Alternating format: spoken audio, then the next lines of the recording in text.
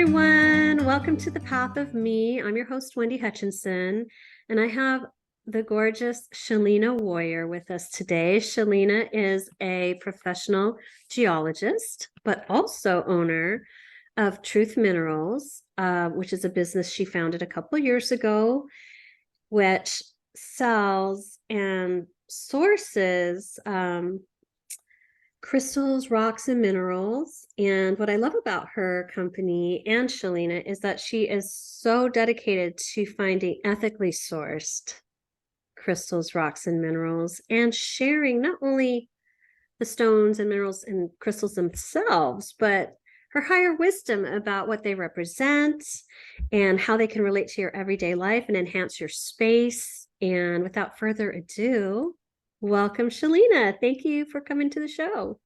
Thank you, Wendy. Thanks for that beautiful introduction, and thanks for having me on again. It's so great to be here today and to talk with you.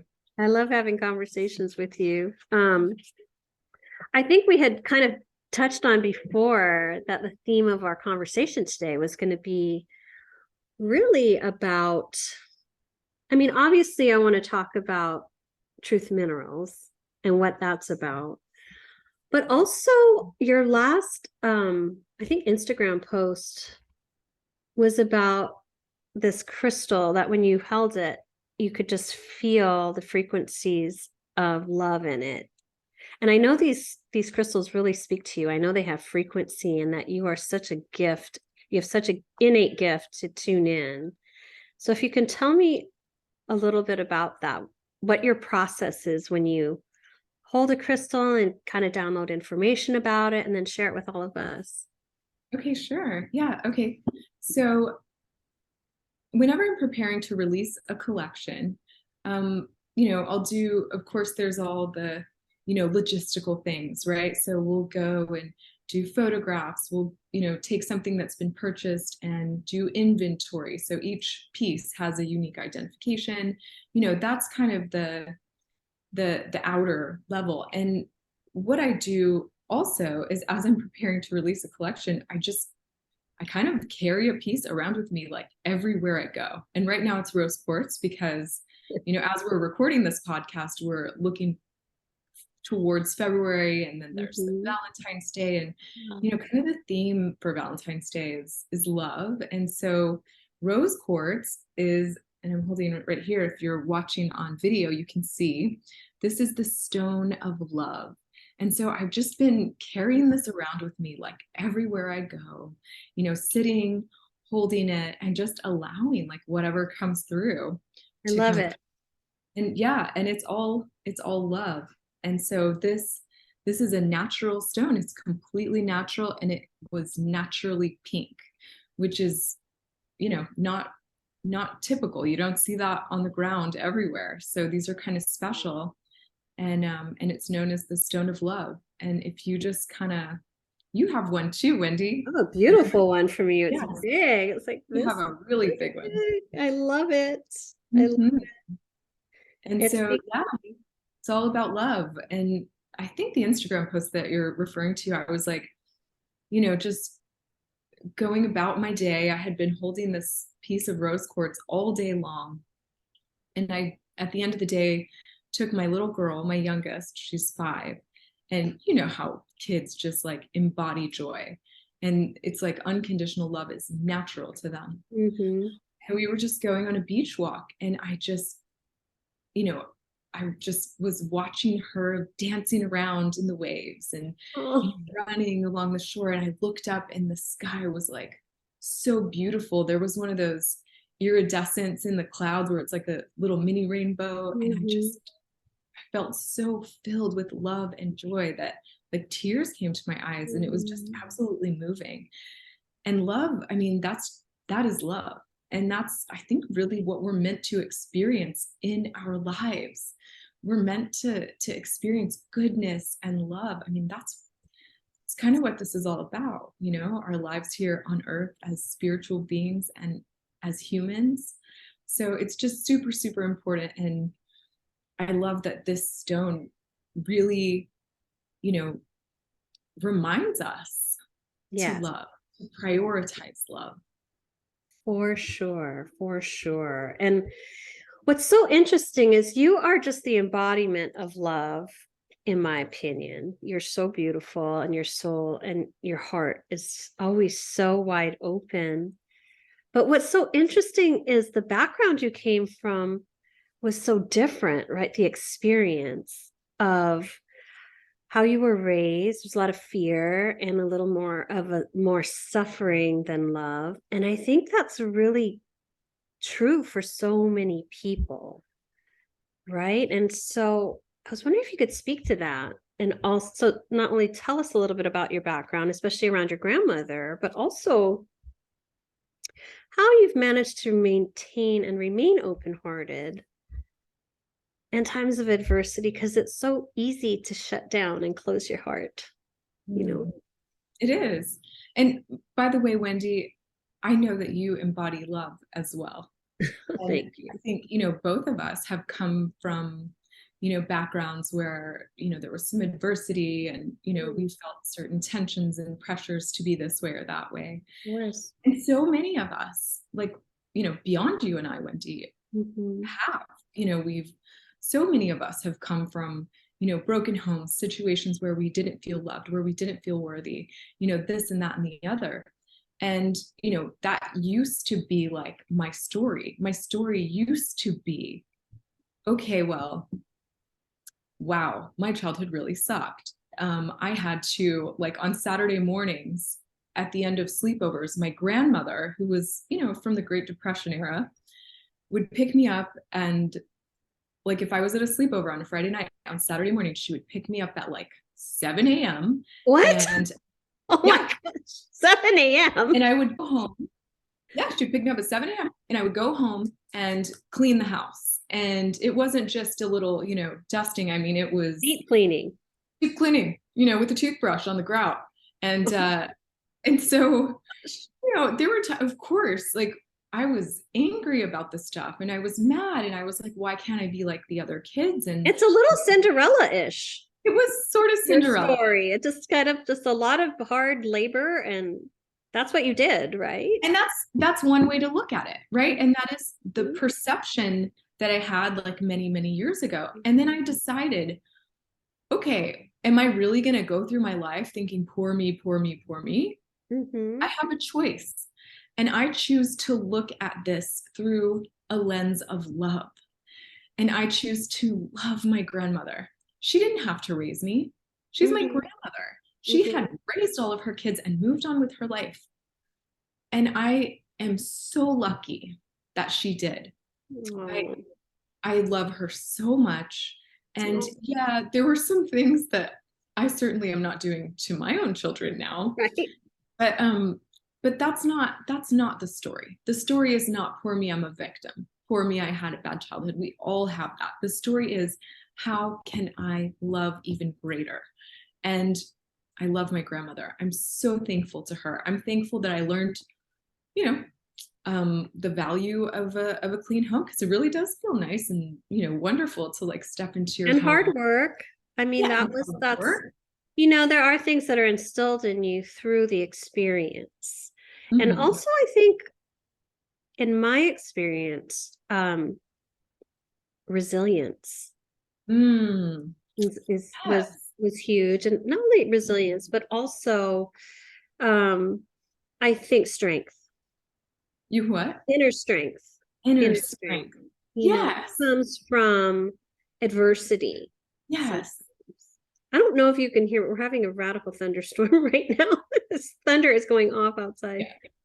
Yeah. So inner strength, like, these are all qualities that we develop. And so we can look at these and see the silver linings and go with that. It's just looking at life through the lens of love and knowing love is all there is. The universe is love and has your back no matter what your circumstances. I think a lot of people haven't gotten there yet. I think they would say, well, I'm in this really difficult situation of suffering. So what would you say to people who are struggling to find that open-hearted space because they have been so wounded and maybe haven't been able to get to that?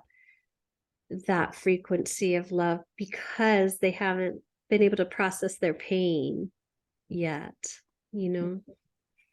Yeah, that's tough. I think number one is compassion. And to look at everyone also through the lens of love and compassion. And I was there. But I I think was also yourself, right? right. I was in a place where I was, hurt, and I, made a lot of really bad choices in my early 20s and stuff because I was like hurt and sad and didn't feel loved or lovable. And Yeah, so that's so compassion number hard. one. And then what I would say is that to everyone, there's got to be something, in your life that that you can anchor into some feeling of love. I mean, like look at a baby, maybe a baby that you love, and just picture that baby's face and just let yourself feel those feelings. And the more you feel into that, the greater it becomes. Right. Find gratitude, right? Mm-hmm. Maybe there's a situation in your life that it's really, really hard to be grateful for, something really painful, some really big struggle. Pause that for a second. It doesn't mean it's going to go away or anything, but take your focus and focus on what you are grateful for, what you do have. You have, food to eat, a roof over your head, clothing, Mm-hmm. whatever it is, just shift to that. Find gratitude. And gratitude is so powerful for opening your heart. And when I was doing all this work like way back in the day, with my grandmother and working through issues in my childhood, I would write these long lists of things that I was upset about. And then I would write lists of things that I was grateful for. And it was hard at first to find things that I was grateful for, but the more you practice, and don't just write it, don't just think it, you got to feel it. You got to feel it. Feel that gratitude. So Definitely. gratitude. One thing I've noticed is on my own path was that suffering and gratitude can't coexist in the same moment. Ooh, that's good, So, Wendy. yeah. So what I found is the deeper my suffering, the more intentional I get about the gratitude. Because Oh. the two just couldn't coexist in the same moment. So I keep defaulting to gratitude and go deeper and deeper, the deeper the suffering, and it would somehow shift something within me over time that would allow me to navigate through the suffering. Yes, and just open your heart a little bit and a little bit and a little bit and a They little did bit. this Harvard study on gratitude, Hmm. and they found that participants who practiced daily gratitude Mhm. had lower rates of depression. And yeah, it was scientifically proven in this Harvard study on gratitude. So um, I certainly appreciate you sharing that because it's a definite truth. And it's not surprising. It's not surprising that there's science to back it up. Yeah. One thing, just to kind of come back to rose quartz and sort of science, a long time ago I wrote a blog post about rose quartz and what makes it pink. And as I went through and read all these studies in the literature, so there's a professor at Caltech who studies mineralogy, George Rossman, and he's a lot of his questions are around like what gives color to these minerals. So for example, you've got clear quartz, SiO2, and you've got rose quartz, which is pink, but it's quartz. They're both the same mineral. They are 99.9% identical compositionally. And so he does a lot of research about what makes different minerals have color variations. And one of the things about rose quartz, so there was a study back in 2001, and one of his PhD students, Julia Goreba, went and took a bunch of rose quartz samples from all over the world. So 29 different locations, and processed all of these samples. So first they had to crush them up into small pieces, filter them out, and eventually they used a really, really caustic acid to completely remove the quartz. And what was left over was these pink fibrous residues. And what's interesting is that of the total volume percentage of each of the quartz, oh, by the way, it was a mineral they found out, these pink fibers were a mineral that is similar to dumortierite, but not exactly compositionally identical. But anyway, these things were pink, these fibers, they were pink. That was what was left over. And so interestingly, they were 50 to 150 parts per million of the entire volume of the sample, which translates to 5 to 15 hundredths of a percent. So that's 0.005. That's so incredible that it can be such a tiny percentage and then infuse the entire thing with. It's such a tiny percentage. And just like you shifting to gratitude from suffering, if you take this and apply something like that to your life, if you want to color your world in a different way, if you want to shift. So if you think of our entire day, that same percentage, 5 to 15 hundredths of a percent, translates to 7 to 22 minutes of your day. So you can start, your listeners can start, or anyone that's in suffering can start by just sitting in stillness for 7 minutes, coming up with a list of gratitudes for 7 minutes. I mean, that might be a stretch for some people, 7 minutes. It might be 2 minutes, but I think the key would be for them to actually just start a simple practice of it, right? Yes. Build up. Don't be intimidated by the 7 minutes. Okay. Yeah. You don't have to do 7 right away. Just but maybe I think the practice of it and the mindfulness of it. The practice, then mindfulness, and shift and alchemize. And also, I find that when it's so tempting sometimes in these life experiences that are stressful to go into like a place of fear, like a fear response or an anger or whatever, like a negative response. But I found that if I can open my heart and not judge and not, if I can just open my heart and hold a frequency of love, like not really trying to change anything or manipulate anything or, but just be present with love. Yes. Hold space for the unfolding of whatever it is. I'm telling you, the situation alchemizes. Right. It really does. And I've seen that over and over in my human life and experience, that I cannot react, right? Because of course, if you're in a challenging situation, you want to react and dive in, right? Or fix it. How can I fix this? Yes, or fear. Yeah, exactly. Fix it. How can I fix you? Right? So if you're having an issue with someone else. But there's something to be said about being able to just kind of step back. Yes. Give the situation or the person space and not need to react to it, where you can just kind of like sit back and hold love in your heart and hold space for it without judgment, without agenda. Open your heart to yourself. If you're feeling hurt, open your heart to yourself. Love yourself first and foremost. Yes, absolutely, Wendy. And I think the key here really is just self-awareness, right? You kind of have to like say, oh, okay, am I feeling love right now? Oh, okay, maybe I'm not, maybe I shouldn't respond to this person right now. Maybe I need to, That's so huge. Take a deep breath and then let me come back to it. Don't send that text right now. No. Yeah. Don't pick up the phone. We have to, I think that sometimes we need to be a little more conscious of how we're navigating and responding to events in our lives. Because people who have really raw nerves or raw issues emotionally are going to be super quick.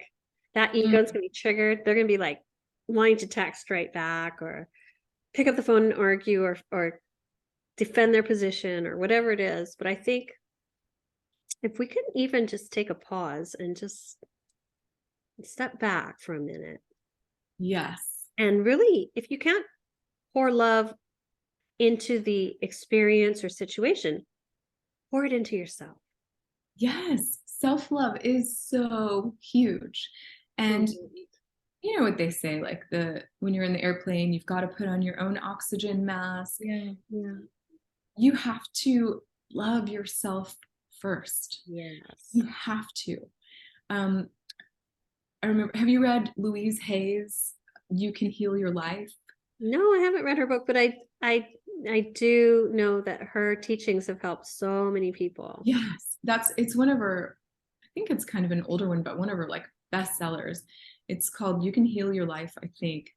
And one of the exercises she recommends in that book, and she said she used to use with her clients one-on-one, is to go look in a mirror and to say, I love you to yourself. I've heard about that. Yes. And she wrote that whenever she, first, some people, when she first would ask them to do it, they couldn't do it.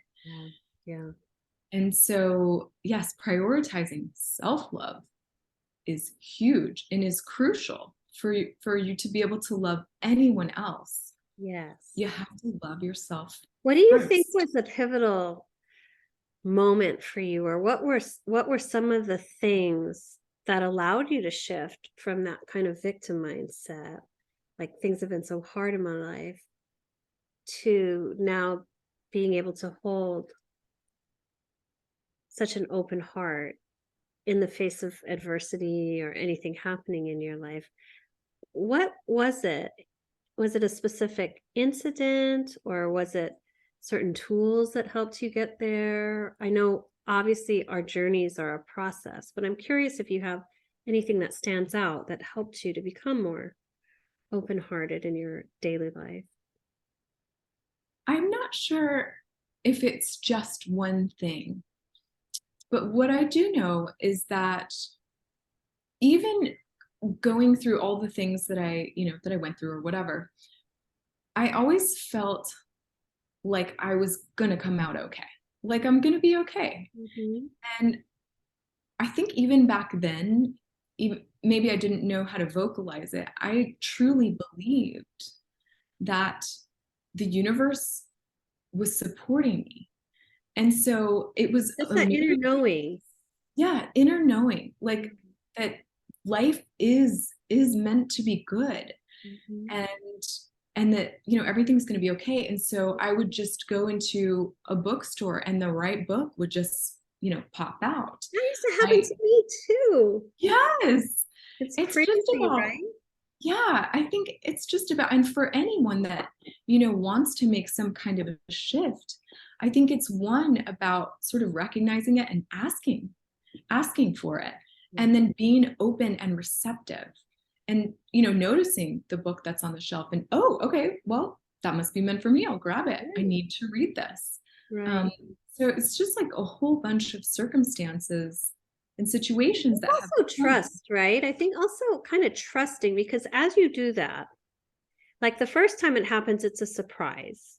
Mhm. Then you read the book and you're like, this is exactly what I needed and what I'm going through right now. This is how crazy and synchronistic that is, And then the next synchronicity happens and you follow it. And then the next one. And then what you're doing is building faith in Yeah.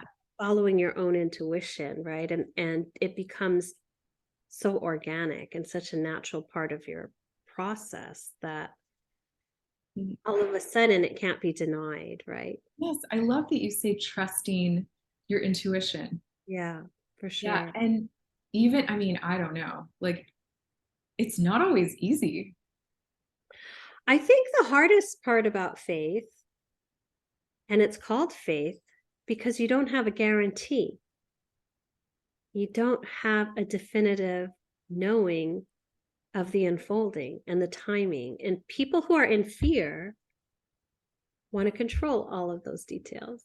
People in faith lay back and go, I'm just going to allow the blessing to come. I'm going to allow this to unfold and it's going to be magical. Yes, I And love it is, because you give it Yeah. space to be magical. You give it space to be expansive and to be more than you expected. And you're giving permission to the universe to bring you the abundance or the love or the experience in an even more elevated way, right? Or whatever it is you need next. Yes, it reminds me of, I think it was Jack Canfield that said something to the effect of like, you can drive all, at night, all the way from, the West Coast to the East Coast, even though your headlights are only projecting like 200 feet in front of you. Right. You just got to go with the faith. You can only, maybe see so far ahead. You don't have to see the whole road. You don't have to see the West Coast from the East Coast, right? You just need to keep moving the needle and keep trusting yourself and guiding yourself and moving incrementally forward. And you get there. And you sometimes get there in a more beautiful and powerful way than you ever could have dreamed or imagined.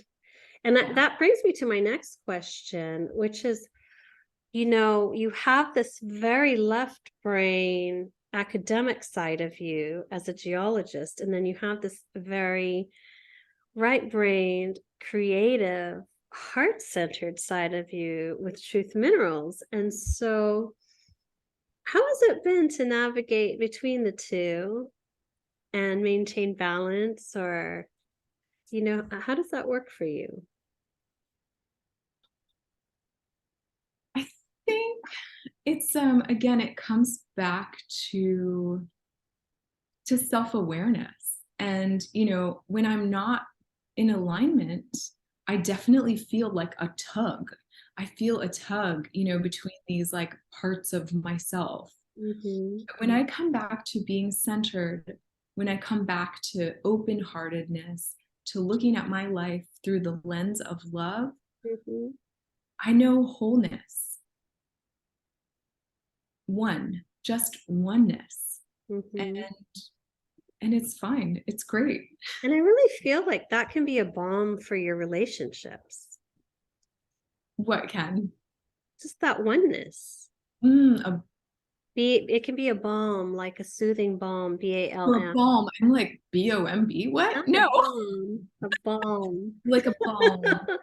Like Yes. something that you can offer to your children or your partner, your husband, your business, your colleagues. When you have that approach, you're coming into your interactions with other aspects of your life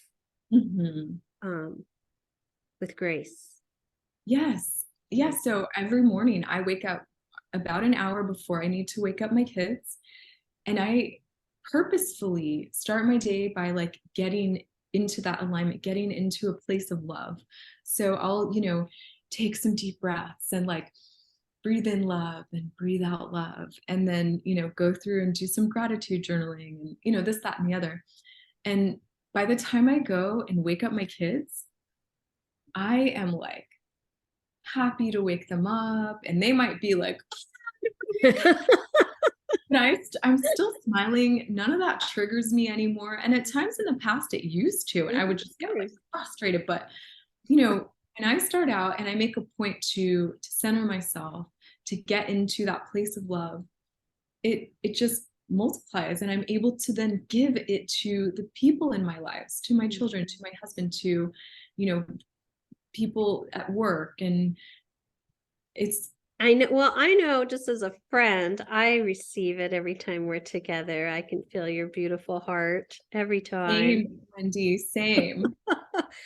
So I love that you're able to do that. We had lunch not that long ago, and we were talking about work, I think, and how there's been a shift kind of, because you've always been such a hard, ambitious worker, and you had this, it felt like a little bit of a mind shift, a paradigm shift a little bit around your work. And do you know what I'm talking about? I think I do. Yes. And I think I don't know if you've been in that space for a long time, but totally like the programming. Is this what you're talking about? Yes. Yes. So I was raised by these Great Depression era grandparents, and what I learned, what was modeled, and what is in or was in my programming is that in order to succeed in life, in order to do well in life, you must bust your ass and Mhm. suffer while you're at it. And, as long as you work yourself to exhaustion, you're doing good. You're winning the So, prize. yeah. And, that's been something that I've been kind of working on for a long, long time. Yeah. Um, and really it just goes back to love. It goes back to self-love. Why would I want to work myself to exhaustion? Then I don't have any love to give anyone else. And why can't? I mean, yes, that was what was told to me, and perhaps you as well, and Oh many of us, yeah, of that was what was course. modeled, that was kind of, what we heard growing up. But what if we can choose our own state of being, we can choose our own way to go through life. What if it doesn't have to be a struggle?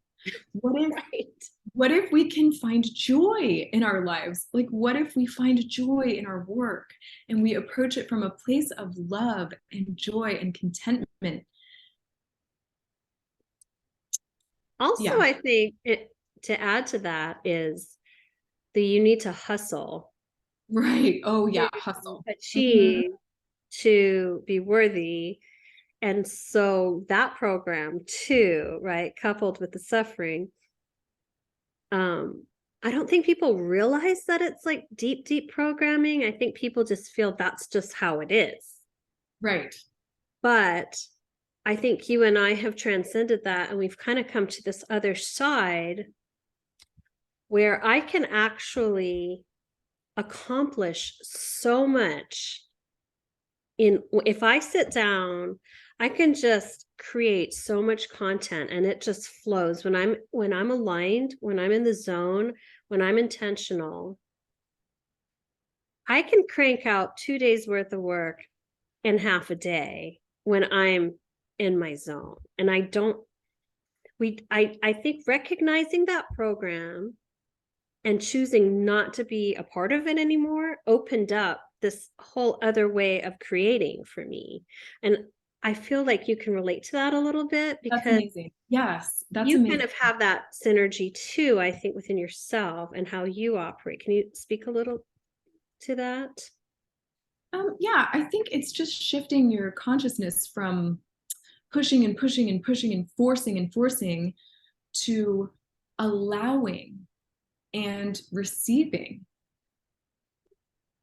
We don't, we can just give things up. We can surrender. We can, put our wishes out there, seal them with love, and then step back and have faith and know that, you know, when we're in flow and when we're aligned, things just come easier. They do. And I think that it's really important for people to understand that you can shift, you can pivot. It doesn't have to be that way. And I think there's been so much conditioning and programming that you have to do things a certain way and Mhm. it has to look a certain way and it has to be done in a certain sequence and it has to unfold within these parameters. But I think when you're operating in this box, it's very limiting.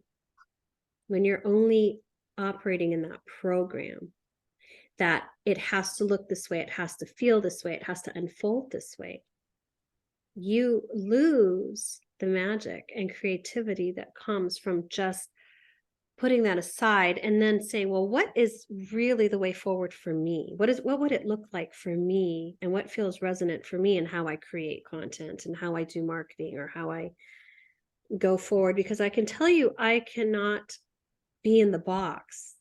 I've Mm. tried. I'm just not good. It just I have a repulsion to being a rule follower and being in that box. But I find if I can just really honor my own intuition and my knowing, that so much more opens up for me. It's like things come to me without me really even trying.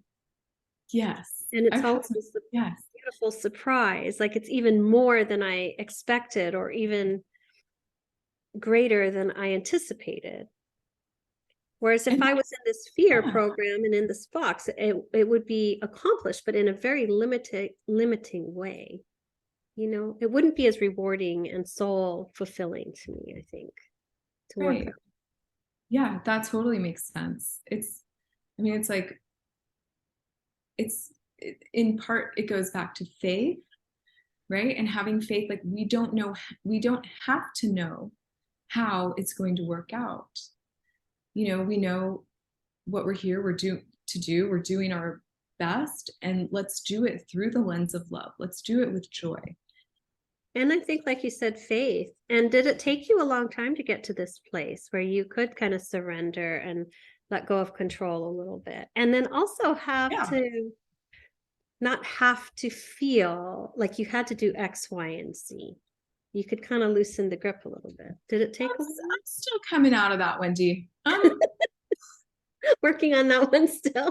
still a little bit of back and forth. Yeah.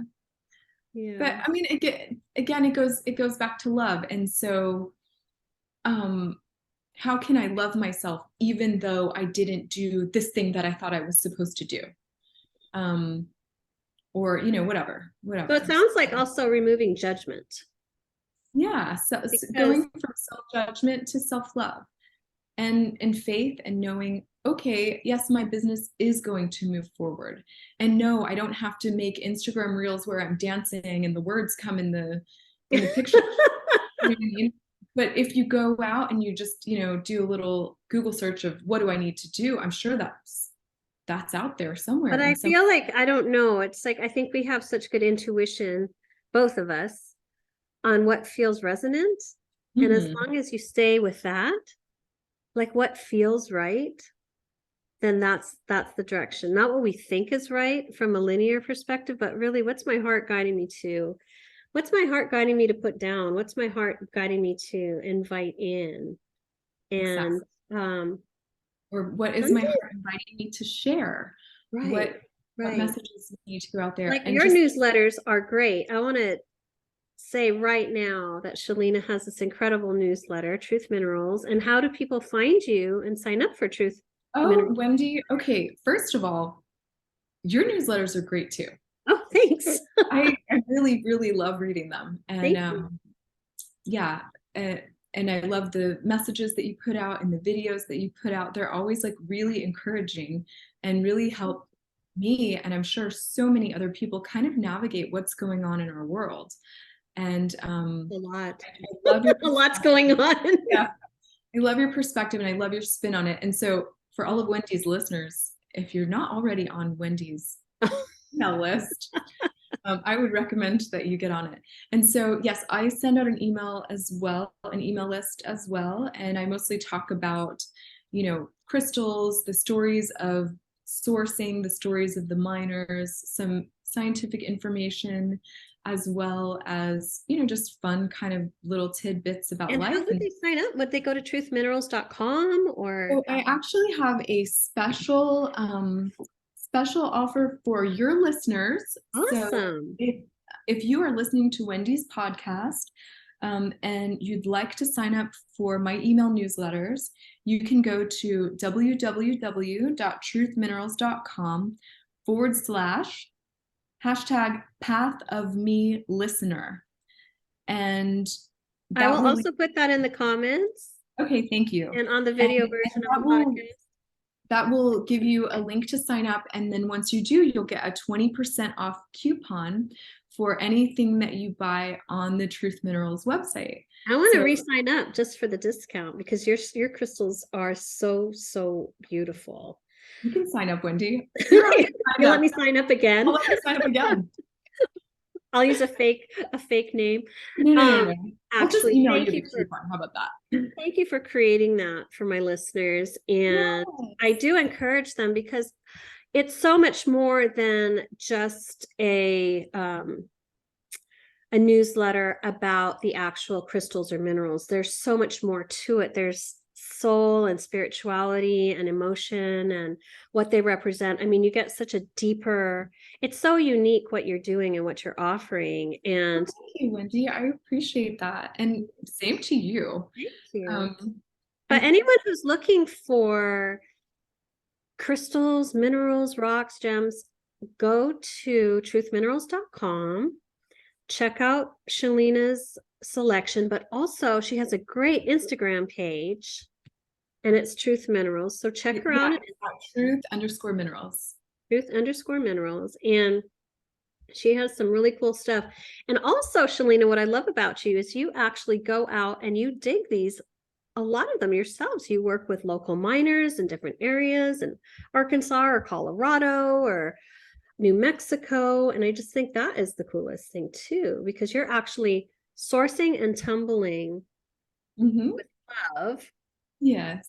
What you are selling a lot of the times. Thank you, Wendy. And I think it's about staying in alignment and staying true to my own values. And my own values, one of them is transparency and authenticity. So it matters to me. There was a shift at one point in my life, and I think it was like, I don't know, coming with having kids and starting with food or something. And it was like, well, when I would cook meals, I would just, chop the veggies and sort of like feel something and know that, okay, this came from this county in Texas, and, it rained there, and, whatever, it just feels so connected. Right. And so for me with crystals, I think it's the same. And I think many people are purchasing crystals these days to have that connection, to have a connection to nature and to the earth. And so if I know where they came from, who dug them out of the ground, how they were processed, how they were extracted, and, kind of am able to follow the chain all the way through, that's transparency that I can offer to people who are interested in having a deeper connection. And also so with that integrity, right? There's integrity there. It's not sourced under harsh mining conditions, which a lot of, I think, the materials that are sold now out there are. And there's a lack of awareness. For me, the energy is so important. And yours have such a pure frequency. I think you have such an innate purity about you that you transfer to everything that you do. And specifically, you have such a gift for finding these really pure, I don't know, the frequencies are so high in the things that I purchase from you. So anyone out there, I'm telling you, get on truthminerals.com. You can also email Shalina and get ideas of what her next collections are, or if you're looking for something specific, she might be able to help you. So is it okay if I share your email? Yes, it's Shalina, Shalina, at truthminerals.com. Yeah, so I definitely suggest or recommend that you reach out to her if you're looking for something very specific. I know a lot of people have certain ones that are calling to them or speaking to them or helping them transmute energy or discharge energy. I know certain crystals have helped me when I've just been energetically lit and I need to kind of discharge some energy that's too much. I'll just put them in my palms of my hands or under my feet and to help that energy like flow out, But meeting you has been such a gift. And it's so funny because when I first met you, before I met you, you had emailed me and I saw your name was Shalina Warrior. And I was like, wow. Because you know how some spiritual people make up their name? Like it's not their name, but it's this really powerful name. Yeah. And I remember reading that and going, wow, I wonder if she like named herself, but that was your actual name, Shalina Warrior. Yes, that's my actual name. I thought, wow, is she like some goddess or spiritual warrior or something? That's so funny. And you are. Well, guess what? You are. It was such a perfect name for you. Oh, thank you, Wendy. Yeah, so when I got married, I was like, I'm gonna have to keep this last name. That's a pretty badass last name. I love it.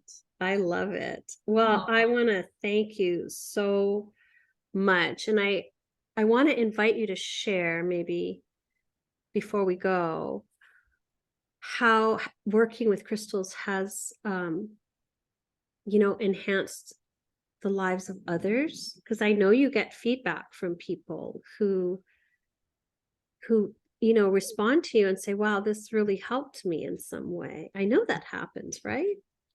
Yeah, yeah, it does. I mean, it's just about that connection, right? It's about that connection. I'm trying to think of specific examples, but yes, the same comments that you've made about the frequency, many other purchasers have shared that as well, about they can feel the purity and the high frequency. And having something like that in your life, in your space, on your shelf, it's transformative. It can be if you allow it to be. I mean, obviously you can't just, let's say you're trying to manifest love or something. You can't just buy a rose quartz crystal and put it on the shelf and then go hang out with your friends and talk about how, you're never going to find love and the person's out there. Like, it doesn't really work like that. Right. If you have something, and you see it all the time and it just calls you and it reminds you of your connection to earth, connection to source, connection to love, you can embody that. It's I also want to say that crystals amplify your frequency. They're amplifiers too. And so if you are carrying one in your pocket of a certain kind, it will amplify certain things for you, depending on the crystal you're carrying in your pocket, or help you transmute something, or help you, like, sometimes I use them to energetically, release, because I have a very intense energetic field. I'm very amplified a lot of the time. Sometimes it's a lot, for me to hold. And so that helps me to release it. Or I don't know. I think it's just an intuitive thing. So if you guys have a feeling that you're looking for something, you can also reach out to Shalina, and I'm sure she can help guide you to find the right thing for your right circumstance, right? Yes, I would love to help you.